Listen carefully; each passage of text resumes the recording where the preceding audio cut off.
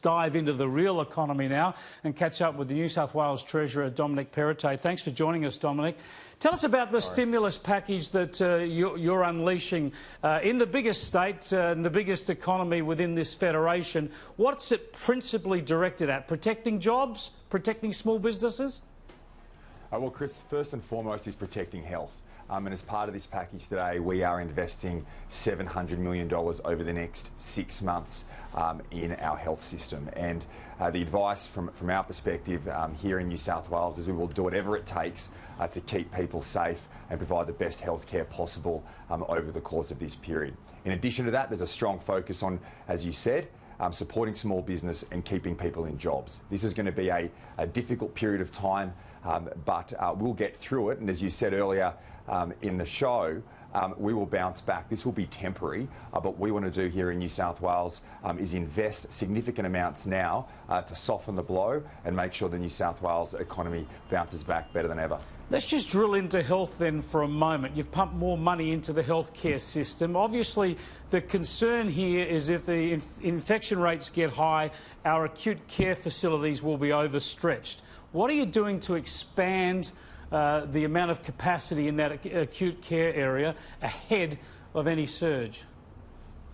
Well, one of the things we're looking at today and we're investing in is bringing a lot of elective surgeries forward into the private sector before the pressure builds.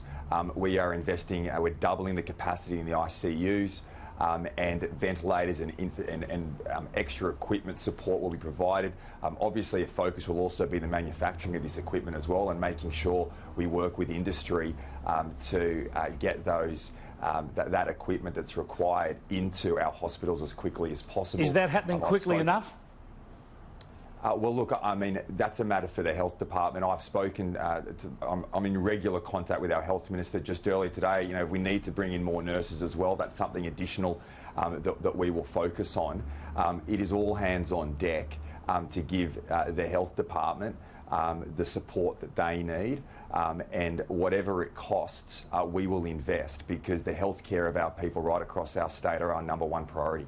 Now, the great dilemma that you are faced with and policymakers around the country, around the world for that matter, are faced with is that the more drastic the interventions to prevent the spread of the infection here, that is, the more you lock down hospitals, schools, universities, businesses, then the more drastic the economic impacts, and they're going to be just as damaging here as the health impacts, aren't they, in the medium term? Look, that's exactly right, Chris. But as I said at the start, our #1 focus is the health care of our people. Now, does that mean that it's going to impact our economy? Yes, it will, and that's why we're investing more today, cutting payroll tax for small to medium businesses, completely waiving it for the next 3 months, and we're bringing forward payroll tax. The payroll tax cuts that we had in further years, I'm bringing them forward into next year. We've got a $1.6 billion support package to businesses. We need to work in partnership with small businesses. We need to have this is a team effort here. There's limited availability for the states where the mechanisms that we have, like payroll tax, like fees and charges, we are using, like bringing on extra workers for cleaning jobs around our state. But we also need people right across New South Wales to support as well, and that's as you quite rightly said, where possible, where it's safe, to spend the money that the stimulus from the federal government has been provided, whether it's landlords working with their retailers when it comes to rent, banks working with their small businesses and lines of credit. We want to encourage as many businesses as possible, and we're there to support them to keep people in jobs during this period of time. This will be temporary and our economy will bounce back, but we've got to work together across both government levels and across different sectors to assist. I think it's very important to look after people in the interim, and we've all got to be focused on that because I think this is going to get extremely tough. I don't want to be alarmist, but I think we all know a lot of people are going to end up out of work. We're seeing it already. Casuals are just being shunted aside, understandably, because there's no longer work. You mentioned that the state government's looking at employing additional cleaners and the like. This, to me, seems a very sensible idea, actually employing more people where you can, using taxpayers' money. Are you looking at other areas where you can do that, where there will be additional demand throughout this crisis and you can actually provide jobs, even if they're temporary casual jobs, for more Australians? Well, it's looking at, Chris, areas where we can find employment opportunities very, very quickly and get people into work as soon as possible, particularly in that casual space. So I met earlier with the Royal Agricultural Society yesterday that there's 1,500 casuals there that won't have work as a result of the show not proceeding. Our theatres are closing. I mean, this is having a significant impact, and we want to find ways in which we can get those people in work immediately. So ramping up cleaning contracts within our public service. In addition to that, then we're investing $250 million in just 3 months to support that package. And in addition to that, one of the other areas we announced today was building fences that have been damaged through the bushfire crisis here in New South Wales, rolling that out as well. So it's finding work that can be ramped up very, very quickly.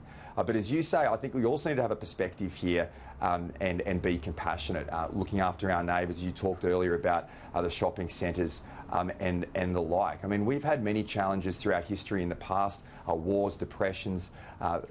This is just another one of them, and we all need to work together with compassion to get through. And I believe we will as a state, as a country, and governments will play a role, but so will the other elements of our community. Absolutely. And just on that, as we speak, your Premier Gladys Berejiklian is involved in the National Cabinet with the other state and territory leaders and the Prime Minister. They're obviously discussing primarily the medical response to the coronavirus pandemic, but also economic implications. Are you having regular hookups with the other state premiers, state treasurers and Josh Frydenberg to make sure we've got a national approach also on these economic issues? Absolutely. I mean, I'm in regular contact with the Federal Treasurer, Josh Frydenberg, also with my state counterparts, almost on a daily basis. We are working very closely together. We need a strong federation response to this crisis. We need to be sharing information that we're learning in our respective states and passing that on to get to feed that into the system to make sure we're acting on the best advice. So from the premiers and the prime ministers all the way down to the departments, we want to make sure that we have the most effective responses possible, and that coordination across both state and Commonwealth lines is going to be critical in making sure we have the best response to this crisis and make sure that our community remains safe and people remain in work over the course of this year. And Dominic Perrottet, what are the best estimates given to you by your officials now as to what sort of jobless rates you might see in coming weeks? How many people could be out of work in the coming couple of months? Look, Chris, you know, we could be talking in the tens of thousands over the course of the year, but what we want to do is make sure where those vacancies occur, we can redeploy into other lines of work. So whether it's the theatres who are losing, and the arts society groups that are losing jobs. As I said, I mentioned earlier the Royal Agricultural Society. I was speaking to Alan Joyce this morning, and whatever support we can provide as well to those bigger businesses that have large employees in our state, we will. But this challenge is moving, it's evolving, and what I can guarantee you from a New South Wales government perspective, Chris, is we will invest whatever it takes to keep people in work and find opportunities for them. And that's going to hurt the finances of the state, but it's going to help the economy, and ultimately that's going to help our people right across New South Wales. Treasurer, thanks for joining us. Thanks, Chris.